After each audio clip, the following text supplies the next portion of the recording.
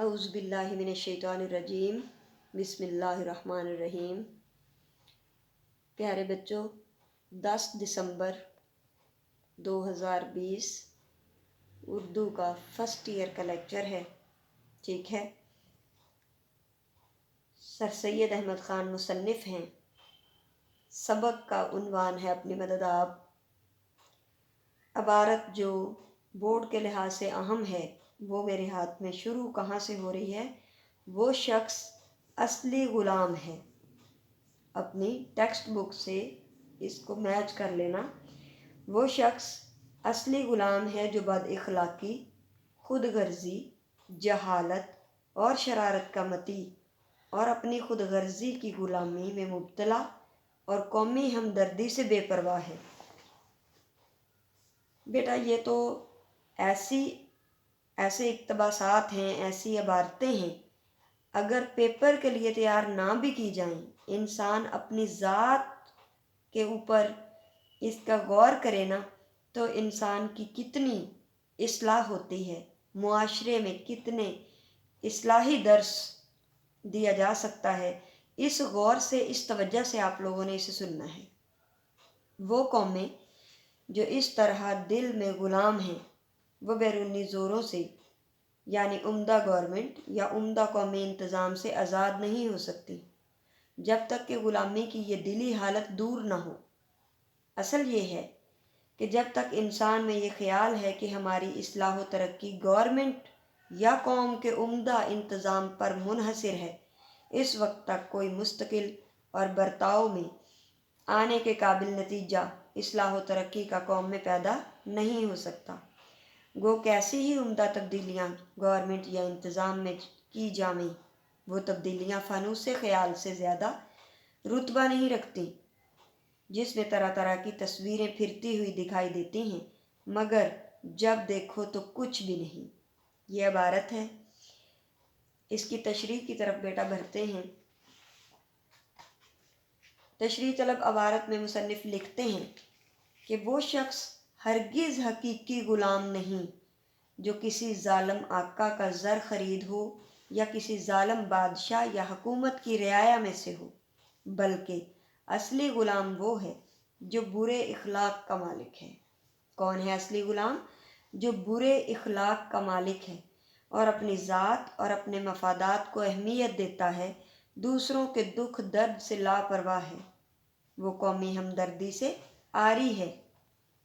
ایسا خود غرض شخص اپنے مفادات اور اپنی ذات کی خاطر قومی مفادات کو قربان کر دیتا ہے۔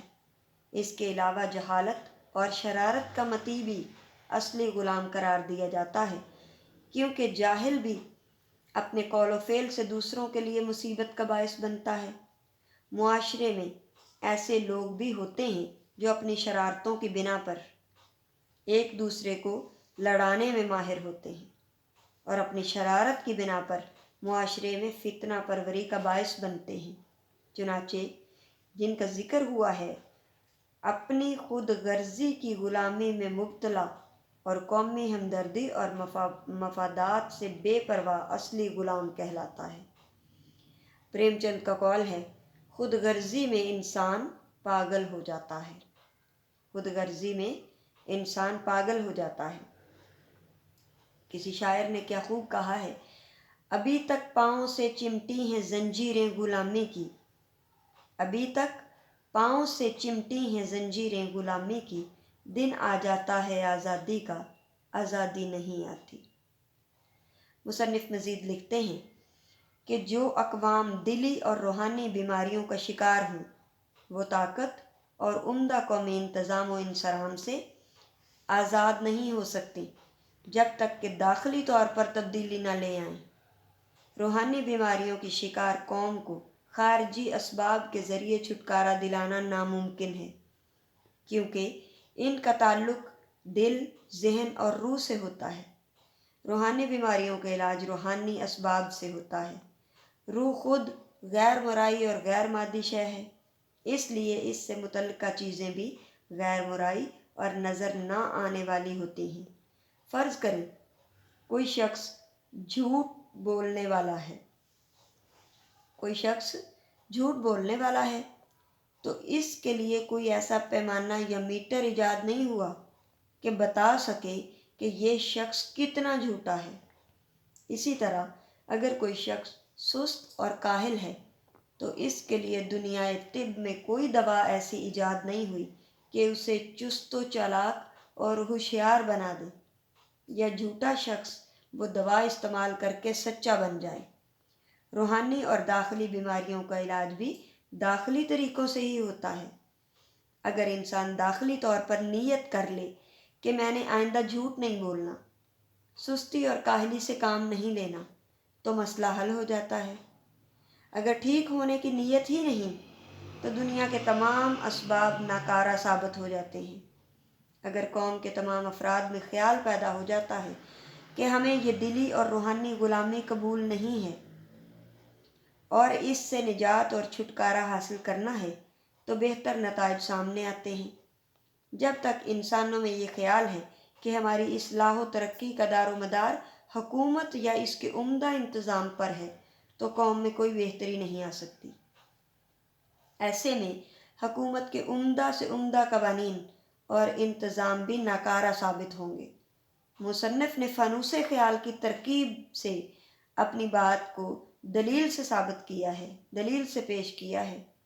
پروجیکٹر کی ایجاد سے قبل شیشے کے خول میں شمع جلا کر رکھی جاتی، پھر اس کے سامنے سے تصویریں گزاری جاتی تو دیوار پر ان کا عکس پڑتا تھا، جبکہ تصویری سایوں کی کوئی حقیقت نہیں ہوتی۔ اس لیے مصنف نے فانوس خیال کو بے بنیاد چیز قرار دیا ہے۔ اس مثال سے مصنف یہ بات واضح کرنا چاہتے ہیں کہ قوم کے افراد جب اپنی اصلاح خود نہ کریں اور داخلی طور پر تبدیلی نہ لائیں تو حکومت کے اعلیٰ پائے کے منصوبے اور قوانین بیکار اور بے سود ثابت ہوں گے اور ان میں کوئی تبدیلی رونما نہیں ہوتی۔ چنانچہ مصنف یہ پیغام دے رہے ہیں کہ قوم کے ہر فرد کو چاہیے کہ اپنا کام خود کرے اور دوسروں کا دست نگر نہ ہو اور اپنی اصلاح کا خود عزم کرے۔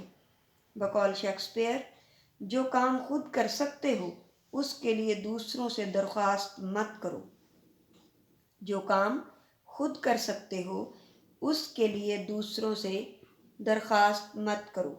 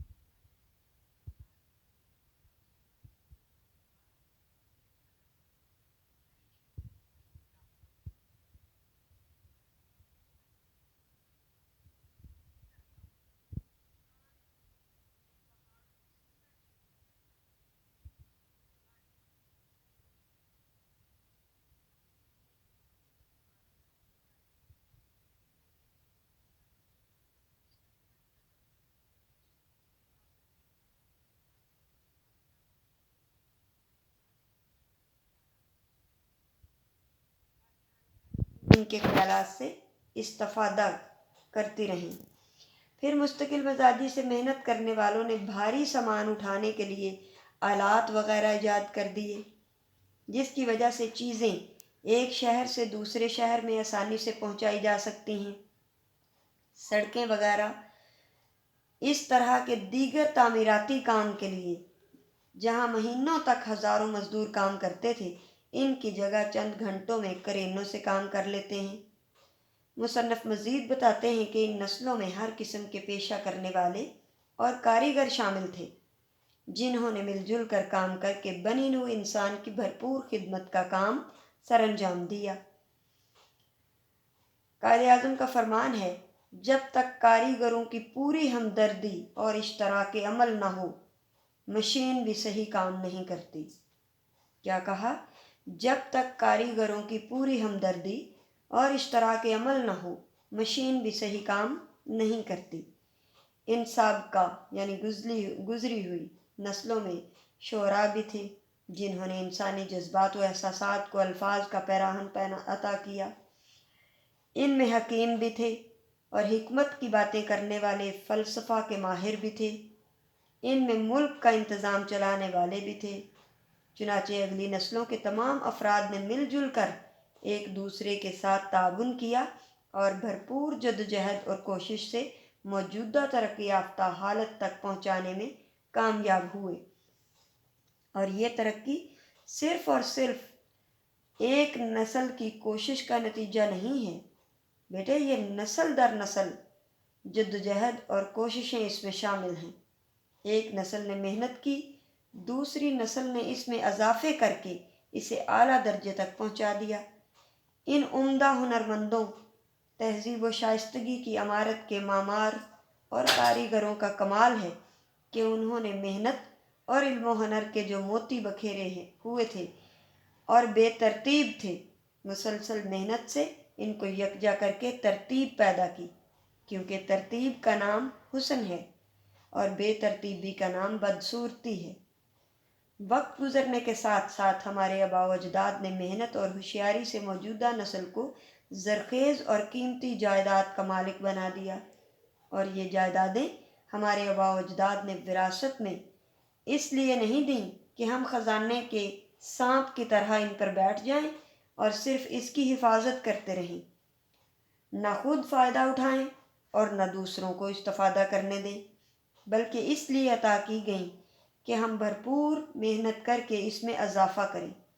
اور یہ ہماری ذمہ داری ہے کہ اپنی جدوجہد سے اس قیمتی اور بے بہا سرمایہ کو زیادہ ترقی یافتہ حالت میں پہنچاتے ہوئے آنے والی نسلوں کو منتقل کریں۔ آخر میں مصنف نے مسلمان قوم کی نااہلی پر بہت زیادہ دکھ اور افسوس کا اظہار کیا ہے کہ ہماری قوم نے آباء و اجداد کی عطا کردہ قیمتی اور بے بہا جائیداد کو اپنی سستی اور نااہلی کی وجہ سے ضائع کر دیا ہے، خود بھی زوال کا شکار ہوئے ہیں اور آئندہ نسلوں کے لیے مسائل اور مشکلات پیدا کرنے کا باعث بنے ہیں۔ بقول ایمرسن، جتنی محنت سے لوگ جہنم میں جاتے ہیں، جتنی محنت سے لوگ جہنم میں جاتے ہیں، اس سے آدھی محنت سے لوگ جنت میں جا سکتے ہیں۔ یہ بالکل صحیح بات کہی کہ جہنم میں جانے کے لیے بڑی مشقتوں سے گزرنا پڑتا ہے، بڑی ضلالت کا سامنا کرنا پڑتا ہے، دنیا کی لعنت ملامت برداشت کرنی پڑتی ہے، اپنوں کی ڈانٹ پھٹکار سننی پڑتی ہے، لیکن جنت میں جانے کے لیے بہت آسان راستہ ہے جو دین اسلام نے بتا دیا۔ اللہ تعالی ہم سب کو دین اسلام کے بتائے ہوئے طریقے پر چلنے کی توفیق عطا فرمائے۔ انشاءاللہ بشرط زندگی کل ہم نئے لیکچر کے ساتھ حاضر ہوں گے۔ کل تک کے لیے اللہ حافظ۔